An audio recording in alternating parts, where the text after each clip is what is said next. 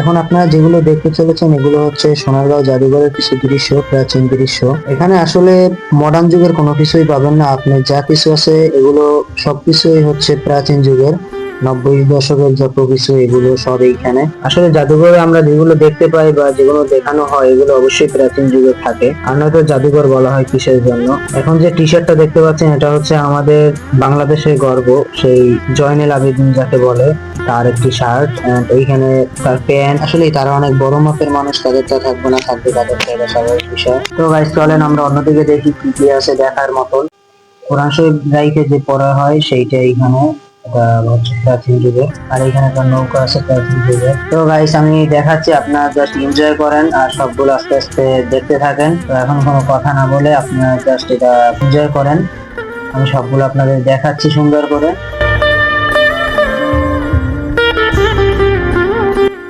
Guys এগুলো হচ্ছে শীতের দিনে যেগুলো পিঠা বানানো হয়, বিভিন্ন রকমের স্বাদের পিঠা। তো এগুলো গ্রামে যারা আছে তারা অবশ্যই অনেক সুন্দর করে চিনবে। তো এগুলো এখন তো ওইভাবে দেখা যায় না, এই কারণে জাদুঘর রাখা হয়েছে, কারণ এগুলো এখন প্রাচীন। আর এগুলো যেগুলো দেখছেন এগুলো হচ্ছে ছোট থাকতে আমরা যেগুলো দেখতাম হচ্ছে পিতলের বাটি, পিতলের ল্যাম্প, তারপরে পিতলের এভরিথিং, অনেক কিছু ছিল পিতলের। তো সেইগুলো এইখানে সব কিছু আপনার মজুত করা আছে দেখার জন্য, মানুষ যাতে সেই পুরানো 90 যুগে চলে যেতে পারে তাদের ফিলটা নিয়ে। এই কারণে এগুলো সবকিছু এখানে সাজানো। এগুলোর ফিল কিভাবে হতে পারে এটা একমাত্র যারা মুরব্বী 90 দশকের উপরে যাদের জন্ম তারাই বলতে পারবে যে আসলে এগুলো কি ছিল। তো এখন এমন একটা সময় আসছে, মডার্ন যুগ, তো এগুলো আর নেই। তো জাদুঘর না থাকলে এগুলো মানুষ দেখতে পারতো না, তো জাদুঘর থাকায় এগুলো মানুষ দেখতে পারে। তো গাইস এখানে হচ্ছে আমার ফ্রেন্ড ওই যে লোকমান, তো সে ভিডিও করতেছে। এটা হচ্ছে আমার ছোট ভাই শিকার, আর এটা হচ্ছে আরেকটা ছোট ভাই হচ্ছে শাহিন।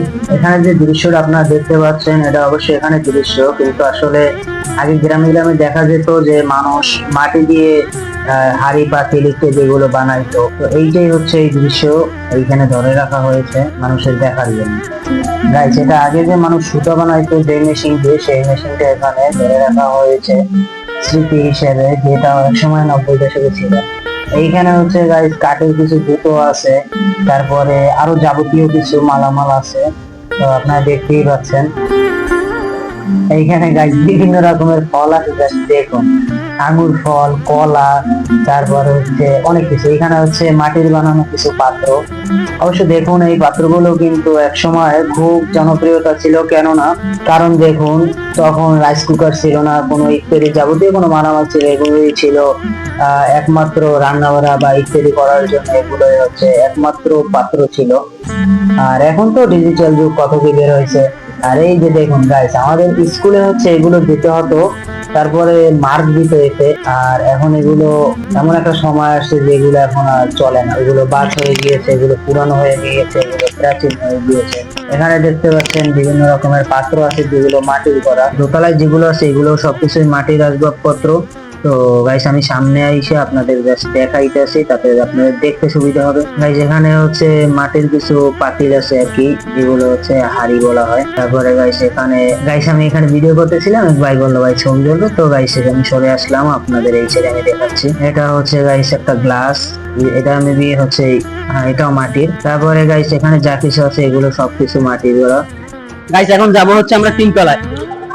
তো তলায় ছিলাম এতক্ষণ, আমরা তিনতলায় কি আছে দেখা যাক। 90 শতকের আগে যাদের বিবাহ বন্ধনে আবদ্ধ হয়েছে তারা একমাত্র এগুলো চিনবে, কারণ এটা এখন তো ভাবে প্রচলন নাই। এটা হচ্ছে পালকি, তো পালকিটা জাস্ট দেখুন খুবই সুন্দর, এইটা আগে বউ আনা হয়তো। গাইস এখানে আয়নার ভিতরে যেগুলো দেখছেন এগুলো হচ্ছে মাটির বানানো ছোট ছোট আসবাবপত্র কিছু, ঘোড়া, তারপরে আপনার হরিণ ইত্যাদি ইত্যাদি এগুলো।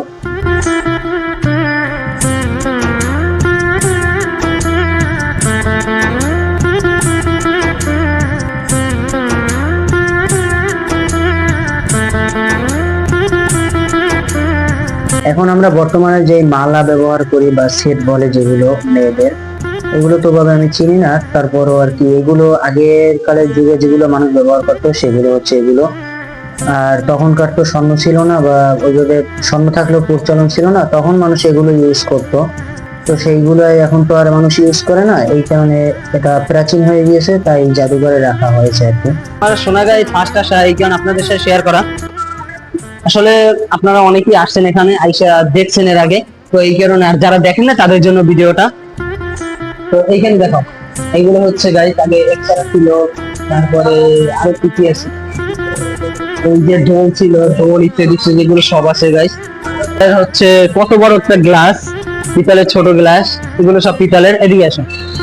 আর গাইস এটা যেটা, এটা কোন জায়গায় কি বলে আমি সঠিক বলতে পারবো না, তবে বরিশাল আমাদের এইটাকে শর্টটা বলে, ঠিক আছে। আর কি যদি সুপারি কাটতো আগে দেখতাম আমার দাদি নানি ইত্যাদিতে যারা আছে বা এদের মতন মানুষ। আর এটা কি সঠিক বলতে পারবো না। এগুলো হচ্ছে পিতলের কিছু মালামাল আর কি, এক এক তলায় এক এক রকমের সিস্টেম আর কি। যেমন ধরেন নিচের তলায় ছিল জয়নুল আবেদিনের যত মালামাল, তারপরে কাঠের মালামাল, আর দোতলায় হচ্ছে আপনার মাটির গড়া যত কিছু সব, আর এখানে হচ্ছে পিতলের যত পুরানো মালামাল এগুলো এইখানে এভাবে সব ভাগ ভাগ করা। তো এগুলো ভাগ ভাগ করাতে দেখতেও সুন্দর, আর কিছু না আর কি, কষ্ট হয় না ঘুরে দেখতে। ছোট যেটা টুপির মতন এটা হচ্ছে আপনার কৃষকদের জন্য হয়তো টুপি, আর সাইডে যেটা এটা হচ্ছে আমাদের বরিশালের ভাষায় এটাকে কুলা বলে আর কি, ধান টান যারা হয় এই আর কি। এইখানে এই দেখি, এটা কি ওই যে সাবধান হয়েছে না, তাইলে? আচ্ছা যাই হোক, এইখানে একটা চাকু আছে পিতলের, জাস্ট আগের এগুলো সবকিছু গাইস আগের। এখানে নতুন আর কি ডিজিটাল যুগের কোনো কিছুই নাই, একেবারে সব আর কি পুরানো প্রাচীন। গাইস এখানে ঘুরোঘুরি করে সবকিছুই দেখা শেষ, তো চলেন আমরা এখান থেকে বের হব। বের হলাম গাইস, এখান থেকে বের হয়ে এখন আমরা অন্য কিছু দেখতে যাব, কিন্তু গাইস এই ভিডিওতে দেখানো সম্ভব না, কারণ অলরেডি এই ভিডিওটা অনেক বড় হয়ে গিয়েছে। তো গাইস সোনারগাঁর ভিডিও দেখাবো অন্য আর এক ভিডিওতে, তো পাশে থাকবেন ফলো করে।